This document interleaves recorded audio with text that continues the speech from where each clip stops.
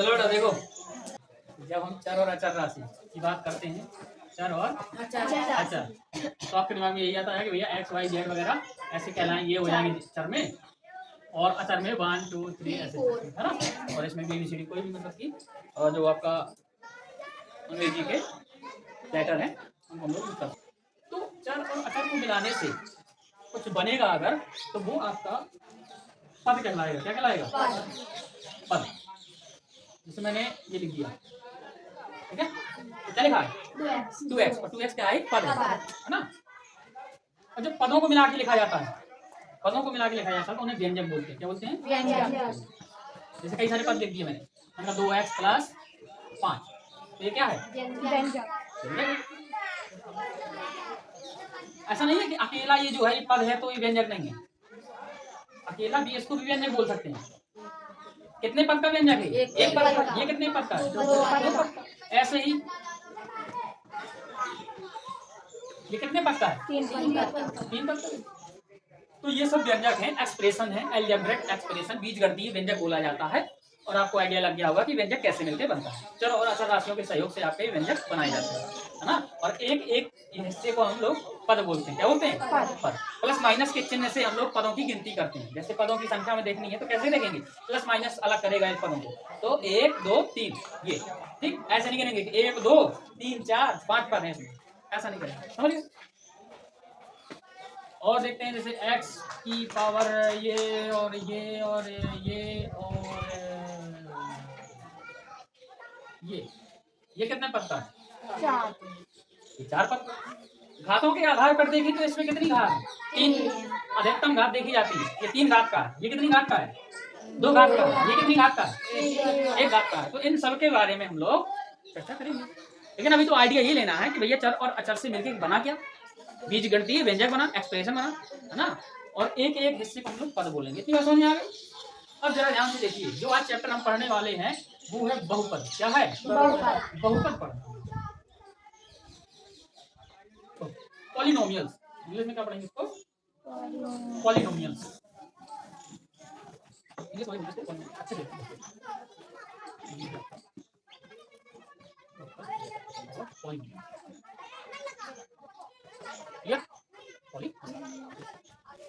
क्या है भैया पॉलिनोमियल्स? क्या है बहुपद? उसको जरा डेफिनेशन कुछ इस प्रकार से करी गई कि ऐसे,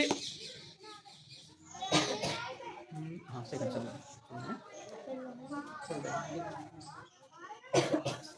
आपने देखे कि मैंने बीजगणितीय व्यंजक कुछ इस प्रकार से लिखे, जैसे ये लिख दिया मैंने, समझ गए? ये लिखा मैंने, और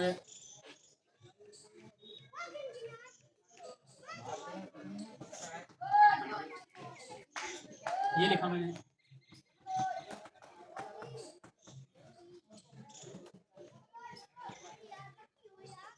ये लिखा। तो ये सारे के सारे क्या हैं? बीजीय व्यंजक। ये व्यंजक है, क्या है? अलजेब्रिक एक्सप्रेशंस हैं। क्यों है? क्योंकि सभी में चर और अचर राशि का प्रयोग हुआ है, इसलिए क्या है? बीज गणित के ये व्यंजक हैं। जैसे अंक गणित में संख्याएं होती हैं, ऐसे यहाँ व्यंजक होते हैं। क्लियर है बात? अब हमें देखना है बहुपद क्या है। बहुपद की परिभाषा समझ रहा हूँ। ऐसे बीजीय व्यंजक, ऐसे अलजेब्राइक एक्सप्रेशंस जिनकी पावर यानी जिनकी घात एक पूर्ण संख्या हो। क्या हो? पूर्ण संख्या।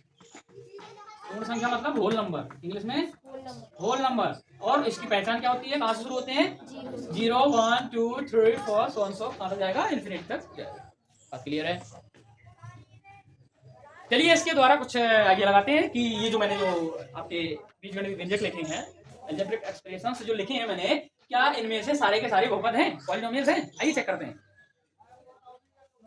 अकॉर्डिंग टू द डेफिनेशन, हमें हर बीजीय व्यंजक की पावर देखनी है, यानी घात देखनी है। कैसी होनी चाहिए? पूर्ण संख्या होनी चाहिए। आइए पहले वाले को पकड़ा, मैंने कहा भाई साहब इसकी घात देखते हैं जरा। कह रहा 3 है।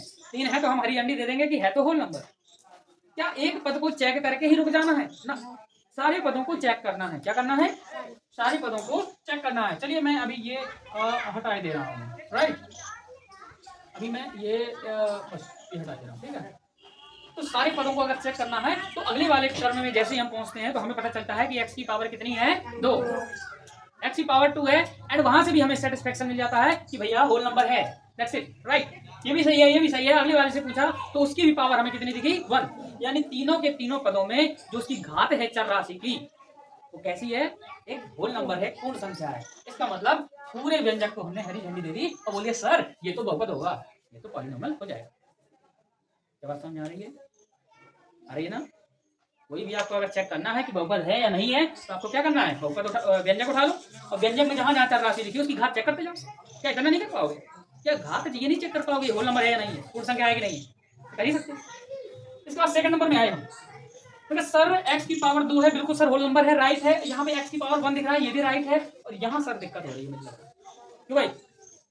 यहाँ दिक्कत हो रही है, या तो घात ही नहीं है x की, नहीं दिक्कत है, कितनी है, एक घात है, कहाँ है x को कहीं देखिएगा, 5 की नहीं, हमने कहा चर राशि की घात देखनी है, घात किसकी देखनी है हम लोगों को, तो यहाँ तो चर राशि ही नहीं है, तो फिर घात कहाँ आई, कहाँ है घात,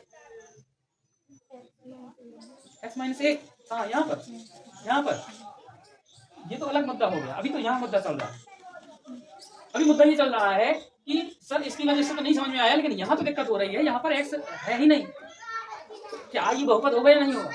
तो मैंने कहा बेटा अगर तुम्हें इस पद से दिक्कत हो रही है तो इस पद से दिक्कत ना करो, मैं बता दे रहा हूँ x की घात 0 लिखा है यहाँ।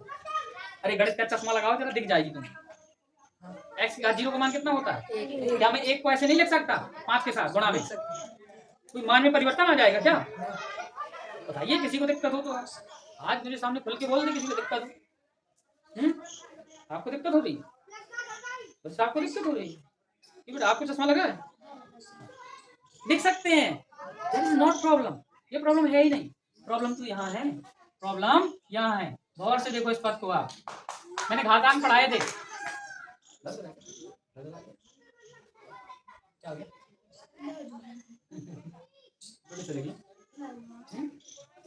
याद करो कि घातांक जब पढ़ाए थे मैंने तो 1/x अगर लिखा है, यहाँ घात कितनी है 1, अगर मैं कहूँ इसको ऊपर ले जाओ तो घात कैसी हो जाती थी, माइनस में, यानी मैं इसको लिख सकता हूँ x की पावर -1, यानी ये जो तुम्हें 1/x दिख रहा है ये मुझे कैसा दिखने लगा?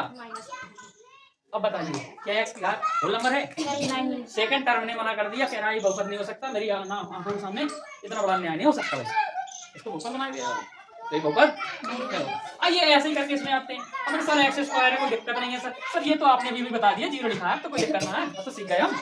क्या कहीं दिक्कत है? बिल्कुल, कहाँ दिक्कत है?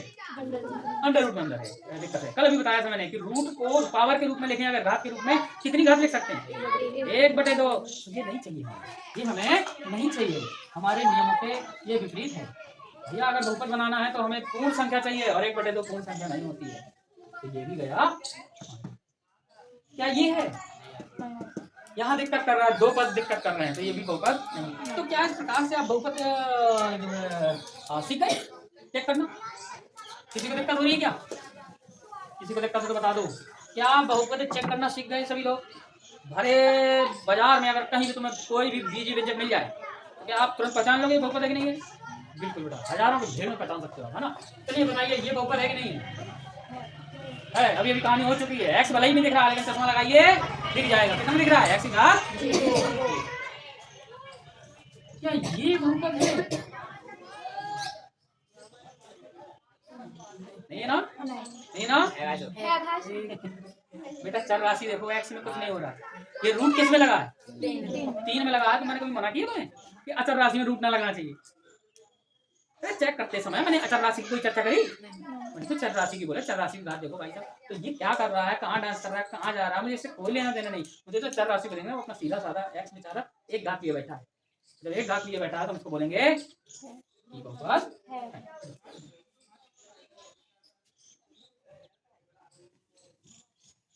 किसी को कोई दिक्कत हो तो भी बता दो। आइए एक जरा सवाल देखते हैं, कुछ इस प्रकार से सवाल देखते हैं। बताइए क्या ये बहुपद होगा या ना होगा? नहीं होगा।